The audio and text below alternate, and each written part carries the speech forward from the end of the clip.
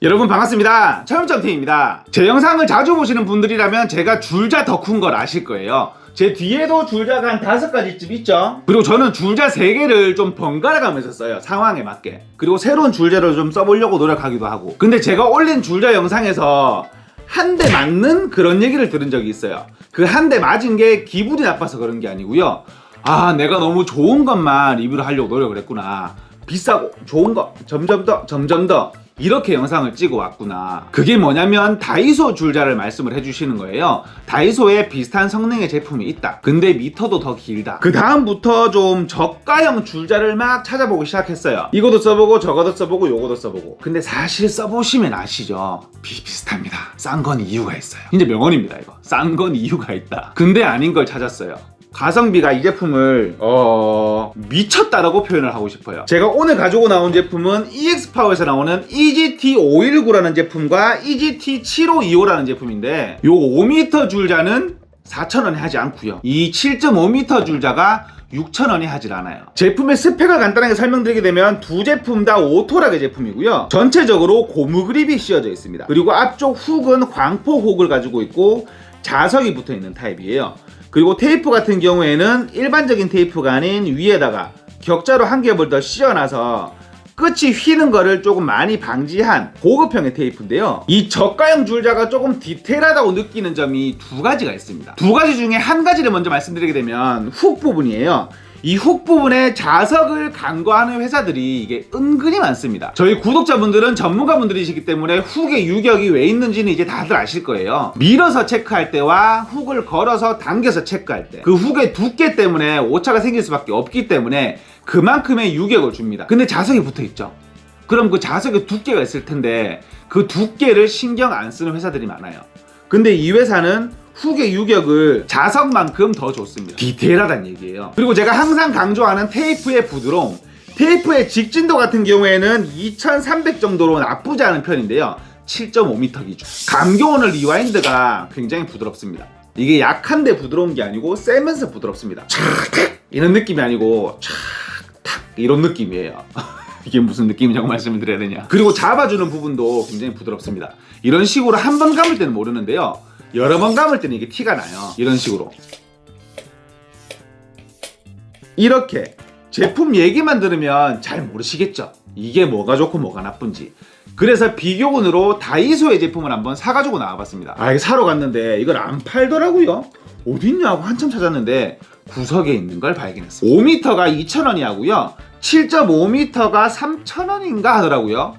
굉장히 저렴해요. 근데 굉장히 싸 보입니다. 위에 마감을 스티커로 그냥 테이프로 붙여놨는데 이게 이쁘게 안 붙이고 대충 붙여놨어요. 5m도 그렇고 7.5m도 그렇고. 그리고 마감 자체가 굉장히 좋지 않아요. 보게 되면 접합부가 떠있는 경우도 굉장히 많고요. 그리고 오늘 들고 온 제품은 오토락인데 이 버튼 자체가 굉장히 뻑뻑해요. 그리고 테이프가 얇습니다. 2겹 테이프 있잖아요, 아래쪽이랑 글자랑. 그래서 감을 때 굉장히 뻑뻑하게 들어가요. 이러면 테이프에 글자 지워지거든요, 나중에 조금만 쓰면, 오토락 같은 경우에. 그래서 이 줄자를 칭찬하는 거예요. 이 줄자는 위에 격자로 한 겹을 더 입혀놨기 때문에 부드럽게도 감기고 내구성이 조금 올라간다는 얘기죠. 5m짜리를 비교하게 되면 퀄리티상으로 차이가 굉장히 많이 납니다. 다이소 같은 경우에는 그냥 플라스틱 케이스고요, 접합부가 다 만나지 않은 경우가 많아요. 그리고 손목 스트랩이 없고요, 훅도 일반 훅에 16mm의 테이프 폭을 가집니다. 그리고 이게 굉장히 뻑뻑해요. 뺄 때 힘이 드는 게 제가 처음 보는 그리고 좀 굉장히 좀 세게 감기는 줄자, 저가형 줄자의 특징이죠. 리와인드만 세게 딱 그런 정도의 제품인 것 같아요. 아유, 이거는 좀 비교하기도 좀 그렇네요. 근데 7.5m는 조금 나아집니다. 고무 그립을 씌워놨고 위아래로 오토락을 해제할 수 있는 버튼이 있는데요, 마감재는 또 좋지가 않아요. 위를 보시면 고무로 마감을 해놨는데 좀 딱딱한, 좀 저가형의 기름이 많이 안 껴있는 그런 고무 있잖아요, 금방 삭는 그런 걸 씌워놨고요. 손목 스트랩 같은 경우에는 고무로 이렇게 되면 내구성이 굉장히 짧죠. 요건 없다고 보는 편이 맞을 거예요. 근데 광폭의 훅입니다. 자석이 붙어있고요. 이거를 말씀드린 건데요, 다이소의 줄자는 자석의 두께를 재지 않았어요. 훅이 움직이는 유격이 일반 자석 없는 타입과 동일합니다. 보통 2mm쯤 되죠. 1mm에서 2mm 사이쯤 되는데 그만큼만 유격이 있는 그런 타입이에요. 이렇게 되면 이제 정밀성은 포기를 해야 되는 거죠. 항상 당겨서만 써야 된다는 얘기죠. 줄자의 직진성을 보게 되면 1800, 1900 정도에서 부러지는 그런 느낌이에요. 그리고 줄자가 이렇게 앞으로 이렇게 댕강댕강 되잖아요. 이게 조금 텐션이 없어요. 이부적하게 넘어가는 그런 느낌입니다.